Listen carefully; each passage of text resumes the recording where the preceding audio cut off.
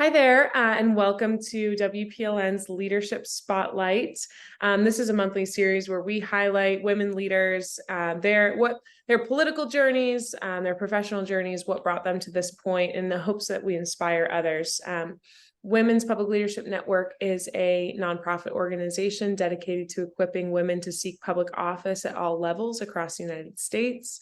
My name is Maureen McNerney. I'm our Director of Development and External Affairs, and I'm so excited today to be joined and to be spotlighting Michelle Phillips, who is the most recent addition to our board of directors. And so we're so grateful for her service to this organization going forward, and we're so excited to introduce you all. So with that, Michelle, thank you so much for being here. And can you just take a minute to give a little bit about your background and what the position you currently hold is? Yeah, my name is Michelle Phillips, as you said. I'm the Vice President of Land at Lime Rock Resources, which is a private equity oil and gas company. And the big question that a lot of people would have is what exactly is land? And we negotiate all of the agreements that it takes in order to drill oil and gas well or produce any other kind of energy. So that's right-of-way agreements, that's mineral leases, that's you name it, we negotiate it. And I got here, I'm at Lime Rock. I worked at Callum Petroleum, at Hess Corporation, and at Shell Exploration and Production, as in the gas station. When I was studying for the bar exam, I had some friends and their children thought that I worked at the gas station because they knew I worked at Shell. So it's been a fun career. That's great. I once had a friend share that he was applying to a job at Dunkin' Donuts, and I was like, hey, that's great. I'll make sure that I stop in every morning for a cup of coffee. And he was actually applying to a marketing job at Dunkin' Donuts. Right. It's a little bit different.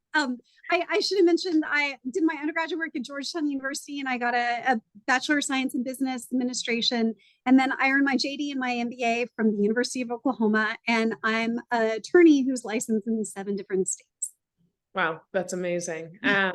And such a great and unique background as well, because obviously having the legal background and the application being in industry, in a really industry specific sort of track. So, what experience you listed off those oil and gas companies that you've worked for, and others in the energy sector. But sort of what drove your leadership journey? What got you interested in pursuing both the legal field and this industry specifically? I realized when I was an undergraduate that I really loved where business and law came together. Like when I took a business law class, that really got me excited. And then when I went on to graduate school, I realized that a lot of attorneys didn't understand the business side, and a lot of business people didn't understand the legal side. So it seemed like I didn't know what I was going to do. Maybe I was going to be an employment lawyer or a labor lawyer or something in that world.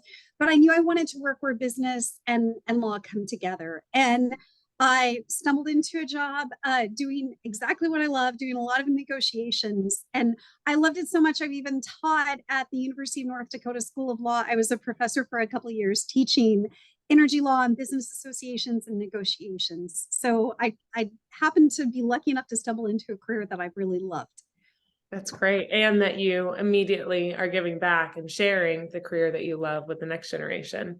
Yes. And encouraging people in law school like myself. I realized that all of those years of watching Law and Order or Judge Judy had lied to me, and the allure of being in a courtroom was not there. And I couldn't imagine seeing my clients on the worst day of their life every single time. If I dealt with a divorce or if I dealt with criminal law, it would be so hard on me emotionally. And in the world that I live in, we fight about money. And I sleep just fine. Everyone gets paid in the end, so I'm okay with it, and I don't feel guilty one way or the other. And really get a lot of satisfaction out of working in a corporate environment. That's great, and I think that's such a great insight for anybody that may be watching that is pursuing or considering pursuing a legal degree, to just know all the different avenues. I think that's so important, and there's so many sort of hidden roles across both public leadership and leadership in the private sector. Absolutely. Being able to read and understand regulation, or I've had the experience of being able to draft some of it as well. Understanding what those laws mean and how they're interpreted is a huge skill. And I think law schools tend to do a disservice of only thinking about getting people in the courtroom and not thinking about all of the different uses of a law degree. Yeah, absolutely. So what skills do you think are non-negotiable in a leadership position, either in your career or that you've seen in policy leadership because it has such an impact on the business environment? Uh, Four, if that's okay, not too many. I think communication and being able to communicate effectively.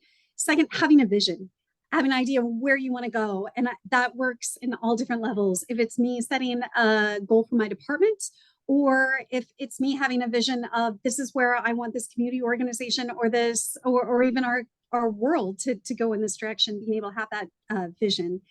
Third, I think is strategy and being able to really pick through and think, all right, I want to get to this endpoint. What is it going to take to get there? And I think that works hand in hand with vision. And last, it's people, because we don't have leadership if you don't have good people skills and the ability to connect and lead people to get them to follow that vision. Absolutely. I think those are four great ones. And I think that's something to sort of give to anybody watching of, all right, if you're going to put pen to paper and think about your own leadership journey, maybe try and organize it in terms of those areas. You know, what is my what is my vision? What is my strategy? I think that's great. So we're at WPLN building a network of support of women leaders at all levels, especially those that identify as center and right leaning. Did any women in particular help you along your journey? And if so, what made them mentors to you?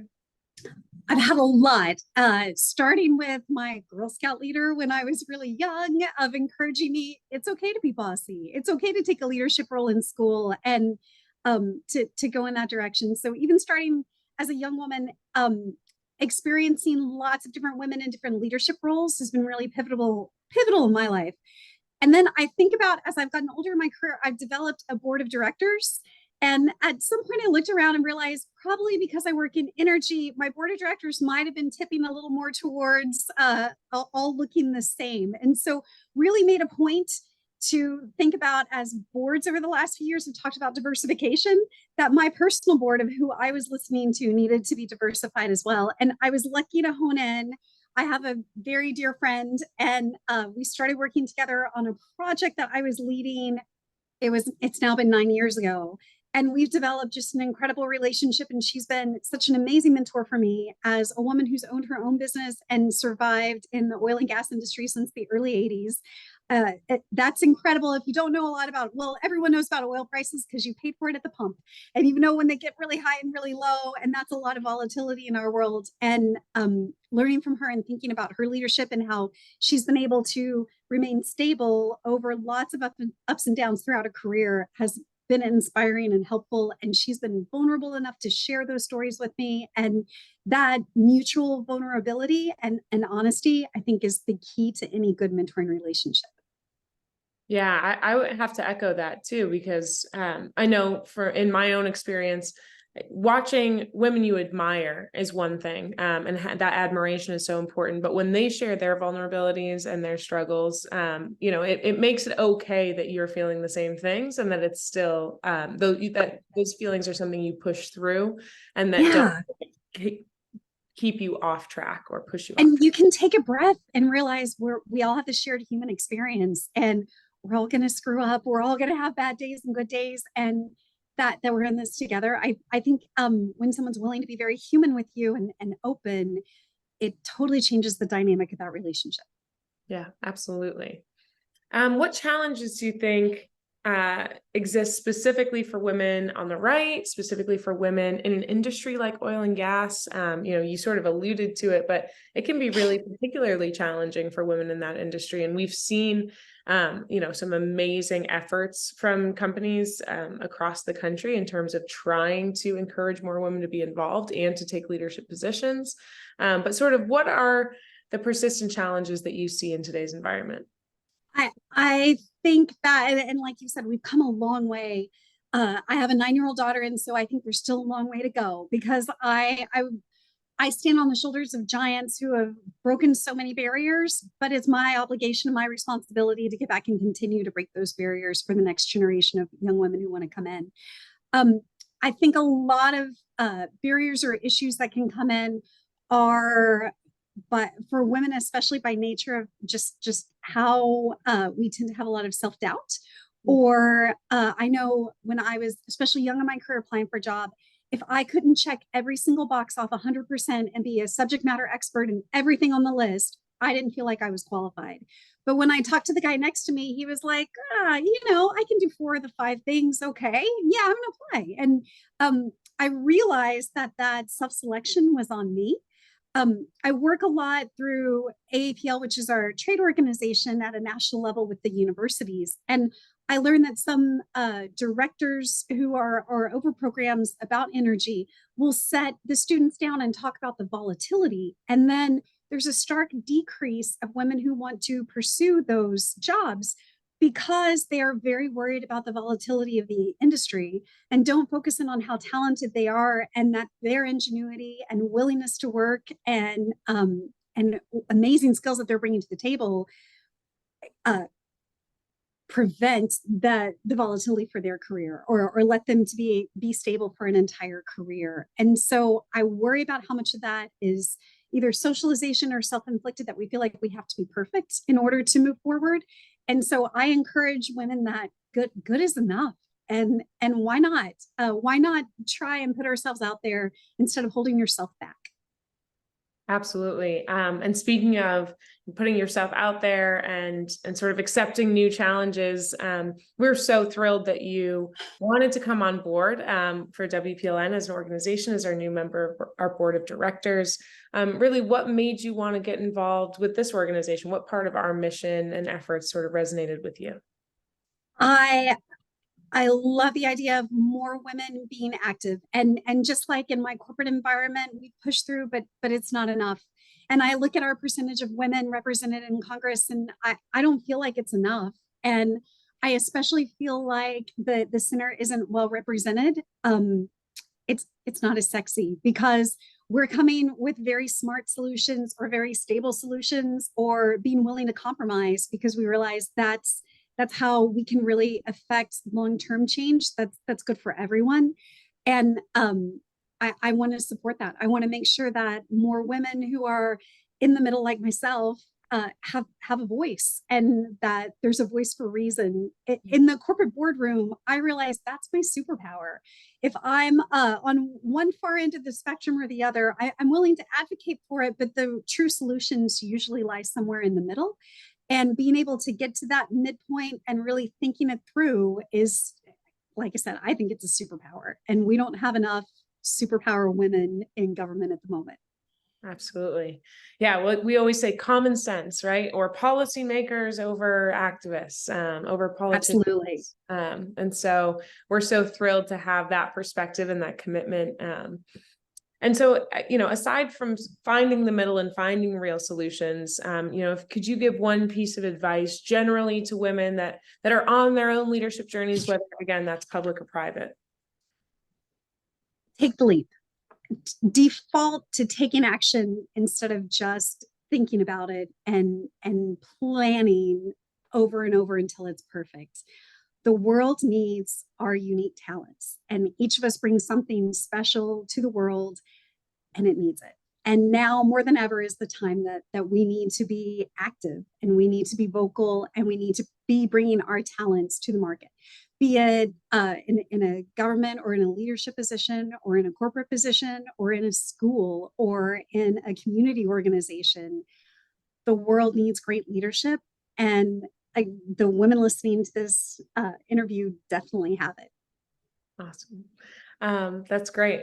Take the leap, everyone. And then my last question is just, what are you looking to do in the next phase of your leadership journey? What are you excited about? Experiences that you're going to have, skills that you would like to develop, expertise you'd like to develop, because we're never sort of stop moving down this path. No, and I have a laundry list that I go through. And when I talked about that self-reflecting and holding yourself back, I always have things I need to improve here and I need to improve there. My biggest goal, I'm so excited to be on the board, and I want to dig in and be a super effective board member and really help provide a voice and really make an impact. And that's what I'm most excited about. I know that's not the sexiest answer, but it's being able to dig in and be really good at everything that's on my plate at the moment. And then branching off from there, my career has taught me that it's gone in directions I didn't expect. I even spent 3 years living in Minot, North Dakota, because my job took me there and I was brave enough to say yes instead of saying no. So I might have a vision in my mind of here's kind of an outline of where I think I'd like to go. And I'd like to see my work. I do a lot of work locally, especially like my daughter's Girl Scout troop or my HOA board and giving time that way. But I'm excited for my leadership skills to have a bigger impact. And that's where this organization is just incredible to be able to have that opportunity. But I want to get really good at it and see what it opens up and what's next. Well, we are so unbelievably grateful for you stepping up into this part of your service journey, to be part of WPLN as an organization and to help us, amplify, reach new audiences, sort of break new ground, and ultimately improve women's representation, get the right leaders in positions where they can make really effective change and be great representatives of our communities. And so with that, thank you so much for your time, Michelle. We're so grateful for you taking some time to just sort of get to know and allow everyone to get to know you. So we will be sharing this out if you're watching it after the fact, and you want to reach out to Michelle about the work that she does or anything about her experience, please reach out to hello@womenspublicleadership.net. We have training resources available online at training.womenspublicleadership.net. Follow us on social media at WPL Network. And we will hopefully, be able to help you along on your leadership journeys. As Michelle mentioned, in terms of her personal board of directors, it's something we talk about, building a kitchen cabinet. I think everything that she mentioned in this conversation, we sort of want to help you think about in terms of your own leadership journey. So we're super grateful again to you, Michelle, and we will hopefully see and hear from you very soon. And I'll be working with you as a member of our board. Thanks, Maureen. I'm so grateful for the opportunity.